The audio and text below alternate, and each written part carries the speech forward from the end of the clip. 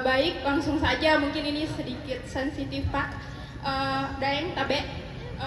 Jadi menurut data yang saya baca karena saya mengikuti Daeng Anies, bahwa Bapak itu membuang-buang uang DKI Jakarta sebanyak 900 miliar pada saat COVID-19. Di mana pada saat Daeng Anies ditanya oleh Najwa Shihab, Bapak lebih merefleksikan untuk diri Anda sendiri pada saat. Dan saya ingin garis bawahi, pemilik kekuasaan di Republik ini adalah rakyat. Jadi ini tidak sedang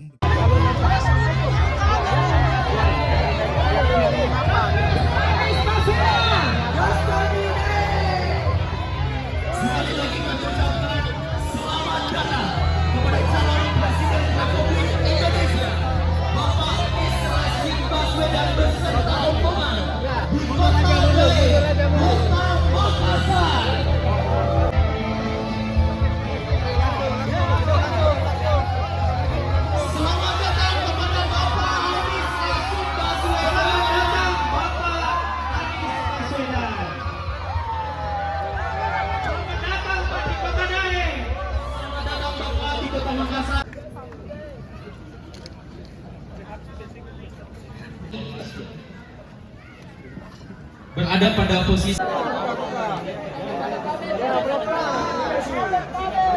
Kami ucapkan selamat bergabung kembali Daeng Anies Baswedan dengan anak muda Sulawesi Selatan.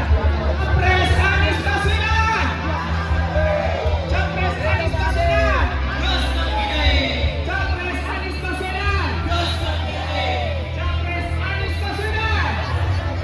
Iya, kami ucapkan selamat bergabung Bapak Anies Rashid Baswedan di tengah para pemuda hebat Sulawesi Selatan. Kami mohon kepada Bapak anak muda Sulawesi Selatan, biar perubahan, anti mager, anti lapar, percaya diri, melek politik. Luar biasa. Baik, mari kita bersama sekaligus mendengarkan sambutan tuan rumah Bapak Miswan, Direktur Panggung. Mohon kiranya untuk kembali duduk dan kembali duduk sebagaimana tempat. Alhamdulillah, wassallallahu wala haula wala quwwata illa billah. Bapak-bapak, ibu-ibu, dan adik-adikku yang sekalian. Ini di tempat ini pertama di saya. Ini merupakan tempat karantina siswa-siswa dari dokter. Ada yang sementara kuliah sekarang, ada juga yang kuliah di Cina, ada di Rusia. Tentu kami semua berharap tempat ini bisa menjadi sejarah bahwa calon presiden pernah datang ke sini dan kemudian insya Allah menjadi presiden kita di masa yang akan datang. Ya, Bapak Anies yang saya hormati, keinginan yang kuat, jadi di seluruh Indonesia ya, terutama di Sulawesi Selatan ini banyak sekali relawan-relawan Pak. Ya, Bapak sudah tahu kenapa banyak sekali relawan ini, karena pernah dengar diwawancara sama Pak Kang Ilyas ya, bahwa bukan kurikulum sebenarnya yang perlu selalu harus diubah, tapi kualitas guru. Betul. Pendapat bahwa dokter, pengacara dan lain-lain ya. Jadi kalau orang mendengar kita tanya anak-anak tokoh pemuda, wanita dan seterusnya, dan spesial sekali Pak Ustadz Miswar, Kak Mice, makasih banyak Kak selaku tuan rumah. Aplaus dulu dong buat Kak Mice, luar biasa. Dari lorong pasar sawah hingga kampus, karena beliau berprinsip agar silaturahmi tidak putus. Pak Anies, adakah 100? 100 pokok dong, iya. Bensinnya anak-anak gak tahu Pak. Adakah 100 ya? Pak Anies, izin saya mengkritik dikit Pak Anies, ya boleh lah ya. Ini keresahan pribadi, jangan diambil hati, tapi insya Allah tetap menguatkan. Tiap 5 tahun kita akan memilih pemimpin. Beragam janji dan intrik banyak didesain, rasa-rasanya yang ada masih belum terjamin. Di hadapan kita sudah ada harapan bernama Pak Anies yang sedikit agak bisa menaikkan rasa optimis. Semoga saja bukan karena janjinya yang manis. Bapak mau jadi presiden jangan setengah-setengah. Ada yang berusaha buat kita lengah dan nanti hasilnya kita jadi terperangah. Ayo dong Pak, jadilah seorang leader, bukan menjadi seorang dealer. Buat Indonesia di mata dunia tidak minder. Berpihaklah Pak pada kebenaran. Walau kita kurang dukungan anggaran, tapi suara untuk Pak Anies banyak bertebaran. Allahu Akbar. Itu pesan buat Pak Anies.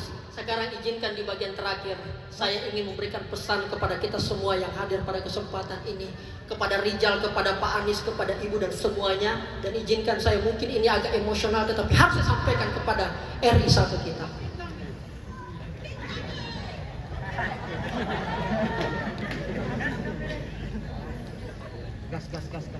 Ini kesempatan saya sampaikan ke netizen, juga ke anak milenial dan Gen Z yang keren, karena ini adalah hal yang sangat urgent. Mungkin kita sama awalnya cuek pada pemerintahan dan politik, karena yang kebanyakan terlihat dan terdengar yang tidak baik. Padahal disinilah kebanyakan nasib kita diracik. Contoh bagaimana harga sembako BBM yang naik bisa jadi disusul dengan tarif dasar listrik, makin membuat warga paceklik. Anehnya negara heboh datangkan investor, lalu menggusur tanah-tanah rakyat dengan cara yang kotor. Padahal tiap hari negara dihabisi oleh para koruptor. Hukum kelihatannya hanya sibuk mencari yang berbeda pendapat, mudah sekali mengkriminalisasi dengan cepat. Keadilan dan demokrasi sudah terasa mati. Kekayaan alam sudah banyak dicuri. Para pejabat malah sibuk perkaya diri.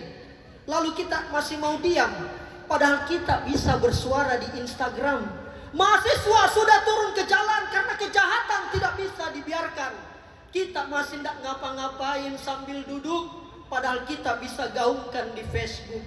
Ayo aspirasikan walau hanya di Twitter, sebelum negara kita tidak lagi punya karakter. Yang punya penghasilan di bawah 50.000 per hari itu berteriak. Siapa yang bisa teruskan rintihan mereka ke orang banyak? Kita mungkin hidupnya masih enak, bisa jalan dan healing tanpa terisak.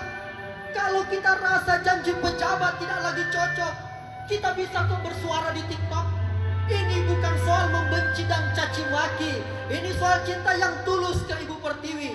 Sekarang Allah sudah tunjukkan pemimpin yang bisa tangani itu. Apabila milenial dan Gen Z yang turun membantu, maka Pak Anies dan Muhaimin jadi presiden hanya soal waktu. Salam perjuangan, tetap semangat. Kalau baik digaskan. Assalamualaikum warahmatullahi wabarakatuh. Waalaikumsalam. Ilmu Hubungan Internasional Universitas Hasanuddin. Namanya Eri Trijanarsi Pak. Eri. Baik, langsung saja, mungkin ini sedikit sensitif Pak. Daeng Tabe. Jadi menurut data yang saya baca, karena saya mengikuti Daeng Anies, bahwa Bapak itu membuang-buang uang DKI Jakarta sebanyak 900 miliar pada saat COVID-19. Di mana pada saat Daeng Anies ditanya oleh Najwa Shihab, Bapak lebih merefleksikan untuk diri Anda sendiri pada saat wawancara tersebut dibandingkan presiden-presiden yang lainnya. Nah, pertanyaan saya, apa yang membuat kami pemuda milenial untuk memantaskan diri untuk memilih Daeng Anies dalam Pilpres 2024, sedangkan yang kita tahu bahwa banyak program-program yang Daeng jalankan di DKI Jakarta itu lebih banyak merugikan program-program yang hanya bersifat jangka pendek dibandingkan jangka panjang. Mungkin itu saja, terima kasih. Oke. Kakak Agus, siapa? Of ID. Kemudian Kakak Agus pilih. Dan usia dini tidak dapat perhatian serius. Baru dasar, baru menengah. Return paling kecil, pendidikan tinggi. Paling kecil. Sementara kita alokasi pendidikan tinggi paling besar. Tapi panjang. Lalu soal guru saya setuju, guru-guru honorer ini harus diselesaikan permasalahannya. Karena kalau negara tidak mengurusi mereka, jangan harap mereka mengurusi anak-anak kita. Itu sesederhana itu. Lalu tentang kualitas guru, ini teman-teman semua di sini saya mau tanya nih, suka pelajaran karena bukunya atau karena gurunya? Gurunya. Ya. Suka karena gurunya. Jarang orang suka pelajaran karena bukunya. Dan kadang-kadang pelajaran matematika jadi tidak disukai, fisika tidak disukai, kimia tidak disukai karena apa?